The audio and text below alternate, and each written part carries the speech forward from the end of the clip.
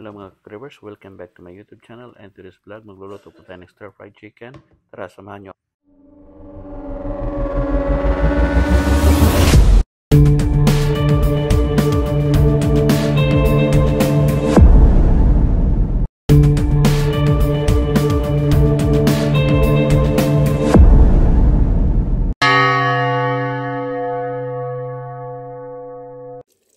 So sa ating mga ingredients mga ka-Kribers, ang gamit ko po dito ay chicken breast na 300 grams.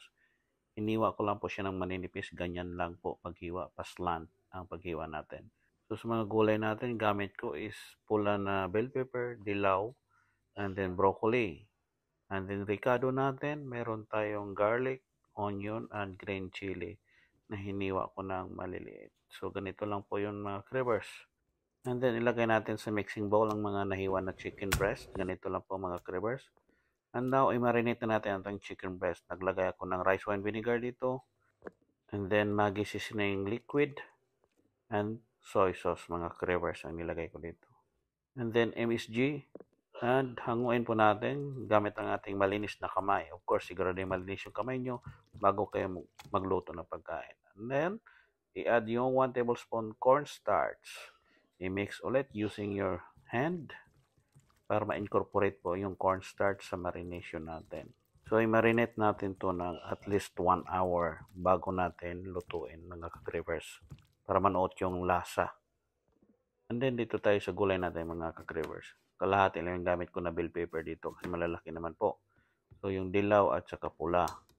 And then, pag hiwa ko nito, gagawin ko lang siya ng cubes. Mga half inch ang size ng bell pepper na pagkahiwa sa cubes. So, of course, tanggalin mo natin yung mga buto at saka siya natin hiwain ng ganyan. And, pa-cubes naman. So, sundan nyo lang mga Kribers kung ano yung ginawa ko para magawa nyo rin ito sa bahay nyo. Masarap po siya mga Kribers, madaling gawin. Cooking time and preparation for this recipe mga Kribers, 15 minutes lang po siya. Kasi yung chicken breast natin, madali lang namang lutuin. Lalo na pag yung gamit mo is wok. So, since wala akong wok, pwede naman yung mga pan, kahit anong pan, mayroon kayo sa bahay. Importante, mainit na mainit talaga. So, ito, nagkiwan ako ng green chili ang gamit ko dito. Pwede ring red chili ang gamit nyo. 3 cloves of garlic and 1 whole small white onion. Pwede red onion. Anything na available sa kitchen nyo mga Kribers. So, sa paghiwa ko naman ng onion mga Kribers, ganito lang po yung ginawa ko. Yung katamtaman yung laki. Kasi hindi naman siya kailangan i-chop natin. As long as mahiwa mo siya ng ganyan. Next na gulay natin mga Kribers is yung broccoli. So, ang gagawin ko dito sa broccoli, iwain ko lang siya na maliliit para mas mabilis siyang i-blanch sa mainit na tubig. Ganito lang po yung pagkahiwa ko mga Kribers. Maliit lang talaga. Para bagay po sa ating mga bell peppers na pagkahiwa. So, ganyan. Ang ginawa ko, hinati ko yung isang bulb. Ganyan pa gitna. Ayan. Ganyan lang po mga Kribers. And then, nagpakulo ko ng tubig. Ganito na. Nakulo na. I-blanch na natin yung ating broccoli na hiniwa. Mga ano lang to mga Kribers. Mga 1 minute blanch lang to. Para yung broccoli natin crunchy pa mga Kribers habang kinakain mamaya. So, pagkatapos natin ma-blanch, after 1 minute mga Kribers, ganito na, i-strain natin.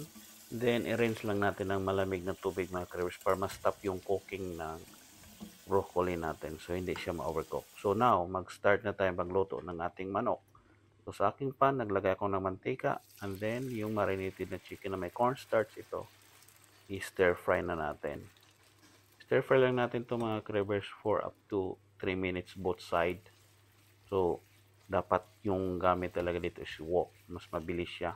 Kasi pwede mo siyang lakasan ng apoy. So, wala naman akong wok dito at saka kuryente yung gamit ko. Ito na lang. Hinalo-halo ko na lang ng spatula. So, naglagay ako ng black pepper dito para pampalasa.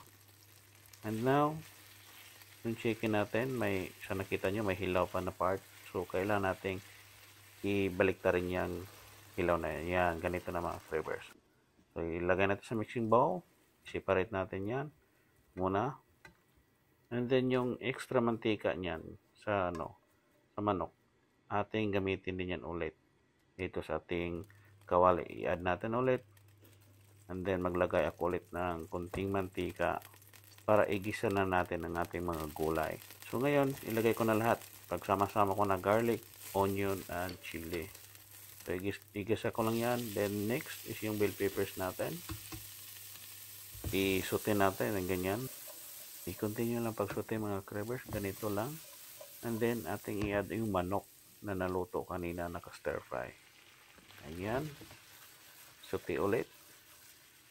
And then mag-add ako ng chicken powder, at least 1 teaspoon of chicken powder mga cravers. And of course yung MSG natin, and some sweet soy sauce. And i-add na natin ng ating broccoli. Ganyan po mga cravers, naka-add na yung broccoli.